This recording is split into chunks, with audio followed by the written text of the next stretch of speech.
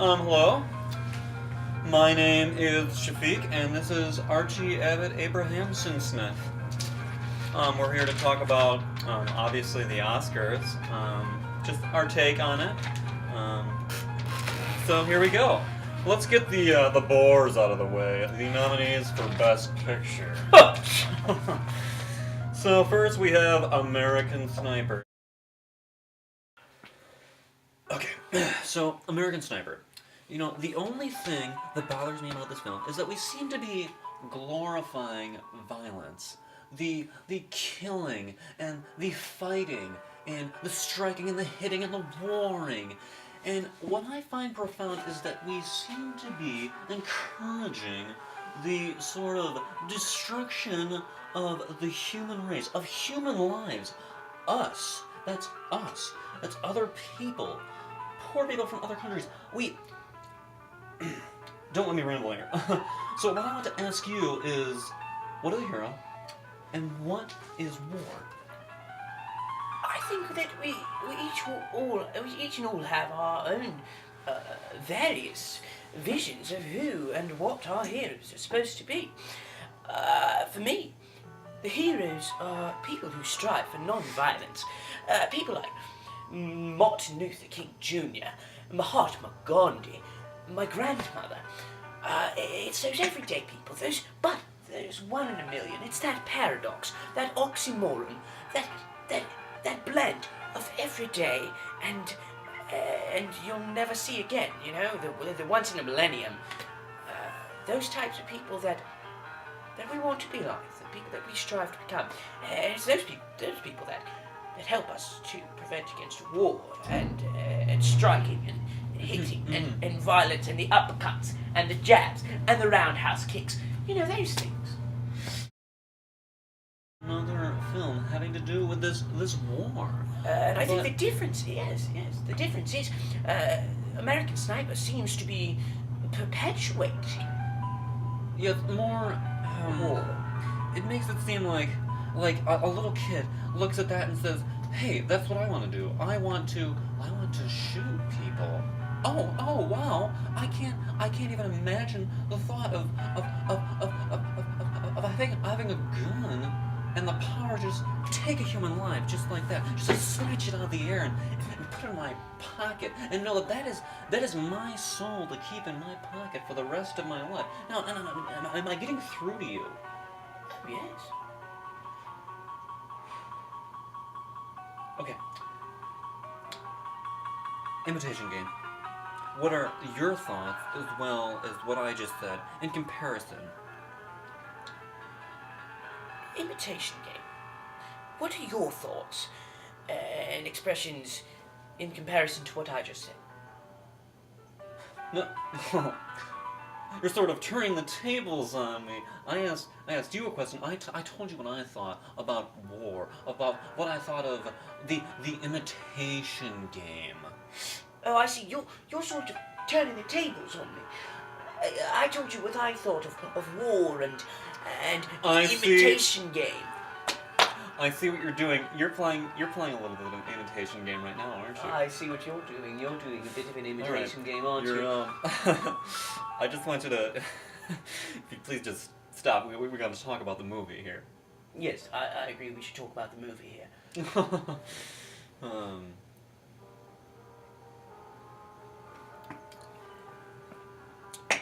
Let's move on to our next nominee, and that would be Boyhood.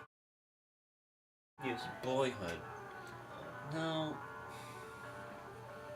just imagine yourself in the middle of a field. There's no one there. There's no one there but you. You're standing there completely naked, dingle-dangle, hanging down to the grass. And suddenly you go by, and there's a single flower in the middle of the field. And you are sprinting toward that flower with all of your might, and there's tons of... there's obstacles in your way. There's obstacles. Maybe there's a bear.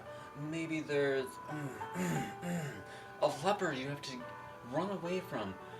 And you want to get to that flower with all of your might. And that is what I'm talking about with Boyhood. See, when you're a boy, you look at something and you just want it. And you'll do whatever it takes to get to that flower, to get to that one thing, that pursuit of happiness. That is what I'm trying to say to you. Yes, and I think that with a movie such as Boyhood, it's very important to have clear goals and clear obstacles that prevent the characters from reaching their goals. And I think the character of Mason is such a very complex and perplex, superb source of wisdom for the movie. Would you agree? I would definitely agree. See, at the end he's talking about moments and how they're just constant. Here. The words that I'm saying, throw them away, they're gone. Right. They're gone in the history, the stream of constantness. They're dust in the wind. And something that moved me is when Patricia Arquette is having this little breakdown, this meltdown. She's pouring her soul out on the table because her son is leaving her forever. She's leaving her in the dust, like an old coat in the closet. And she says, I thought there would be more. And that, I became a shambles of myself. I found myself in ruins over that comment because I haven't been to that point in my life. I haven't experienced that yet. And I can't imagine. Are you okay? I'm sorry, go on. I can't imagine being in that position yet. And I know it's coming, though. I know it's coming. I think we should learn to sort of embrace the future, embrace the unknown of what we're trying to experience here, because the fearfulness is part of it. Oh, God, I'm sorry. It's just a rhyme. I'm so sorry. It just really hit home with me because when I left for university, my mother went through the same struggle that Patricia Arquette's character seems to go through. You know, having to let go of your baby boy, the last boy in the family, and you just have to pack his things See, and send him off. at some points, what I was saying about the flower earlier, is that sometimes Patricia Arquette already had the flower in her hand, and that was her fun, and she needed to let it float in the breeze. She had Just it sort her of time. send it down a stream. Yes. No bears, no leopards, no dingle dangles hanging to the ground. Just that flower floating in the stream. Just a flower floating in the stream. No, that was quite moving. Now what I think we should talk about is, Whiplash. We're back, and I believe he's doing his impression of Whiplash. Oh no, Shafiq, that was my imitation of the movie Birdman, or The Unexpected Virtue of Ignorance. So I take it you were playing a little imitation game. 3 movies, 5 seconds. Okay. 4 titles. So what we are going to talk about now is the movie Whiplash. Now, Whiplash stars J.K. Simmons, who walks in the room and he scans the room and sees all these students, and the students see him, and they find themselves striving for perfection. So the room is just so tense, so intimate, and J.K. Simmons enters that room, and I just feel like a stream of waste is just going to leave my body. You know, Archie, I would like to know your thoughts and your feelings on this. You ask me, what's my thoughts? What's my feelings when I watch the movie Whiplash? What are my thoughts? What are my feelings? Aren't they truly the same thing when you are considering that film? Now, when I think about my thoughts and my feelings, my reactions, my emotions, they all conglomerate together into this one giant organism, this overcoming source of energy, balling up in my heart, my soul, my head, my mind, my gut, my toes to my nose, washing up and down like a nice bubbly bath. And then it hits me. I realise it's more than a movie. It's life. That was brilliant. Brilliant. That was the most brilliant thing I've ever heard in my life. Now, I would like to transition to the next movie we are going to talk about, Grand Budapest Hotel. Now, I would like to know what you thought of Grand Budapest Hotel, which stars Edward Norton Ray and Fiennes. Ray Fiennes, of F. course, Murray of Abraham, course. yeah. Also directed by the Wes Anderson GOAT. All right. It's a wonderful film. His style is sincere and clear. And it's a well-told story, and I think that's what we all look for these days in the film industry. What are your thoughts? What did you think of the symbolization of the lobby boy in the hotel? The symbolization of the lobby boy, really seemed to represent some type of do you know what I'm trying to get at? Like he was the lobby boy. He was working in the lobby of the Grand Budapest Hotel. Like, what does that mean? You know what I'm saying? Yes. Do you know what I'm asking you? Like, do you know my question? Oh no, I know what you're saying, but I think what I'm trying to say is just I can't capture it in words. What I'm trying to say, I think it's going over your head a little bit. Over my head. Yeah, I'm sorry. I didn't mean any offense with that, but All right. that's just what I think. So, what did you think of the skiing scene? The skiing scene. Yes. One of my favorite scenes in the movie. All right. What did you like about it? I liked the lobby boy was skiing next to this. You didn't see the movie, did you? Let's talk about the theory of everything. Right now,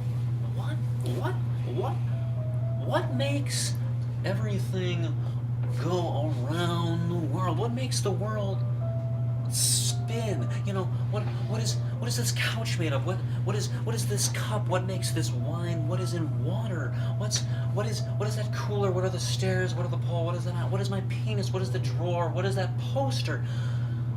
How does everything go? And that is what the theory of everything, that is what Stephen Hawking was striving to achieve. Yes. What's incredibly interesting about it, like you were saying, what makes everything go? How did we get here? Was it some being that put us here, that watches us like ants, and with a magnifying glass, and it just we just catch fire every once in a while because the sunlight shines through. I like that. Spontaneous combustion, relatable to other things like. Why do all the bad things happen? Why do all the good things happen? Why do all the middle things happen? What is really happening? Is what I'm seeing a real thing, or is it all taking place inside my head? Because we all know that our eyes are simply transmitters to our brains, our minds, our souls, our hearts. And these are the things that do the actual work behind it. Our eyes are just seeing these shapes and things, and our minds are really the ones that put the connotations and the actuality, the reality to what we are seeing with our eyeballs, in our eye sockets. That is the theory of everything. Have a little sip of wine. It's hard taking in everything at the same time. So, the movie Selma. I supported everything that MLK was trying to do, and it was a good movie. Fine production. Yeah.